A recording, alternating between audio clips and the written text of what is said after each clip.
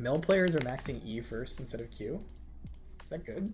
Emax does have a slightly higher win rate. The majority of MEL players are still maxing Q every game. That's worth noting. And it's not necessarily a bad thing if like in certain matchups you're maxing E. So here's something I want to note about like win rates. Let's like take a look at win rates really quick. Let's go to MEL, okay? So look at MEL. We go down to like, we look at her win rates for different maxes, right? So this MEL win rate is, she has a 48 if she maxes Q, 51 if she maxes E. So that could just mean that E is a lot better. That could definitely mean that. It's a 3% difference. It's a pretty big deal. But also the pick rates are a lot different. So one thing you always have to think about with like things like this, where like this thing that's used less is a higher win rate, is like this probably means that the people who are doing this are more likely to main MEL and more likely to be doing it in the right situations.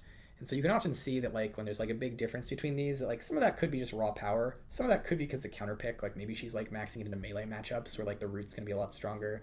Some of that could be just these are more engaged MEL players, things like that. I guess that in the long run, if like the optimal way to play MEL is to max E first, that probably indicates that E would want some adjustments. But it doesn't necessarily a bad thing when a character like has like two different skill orders for like different situations.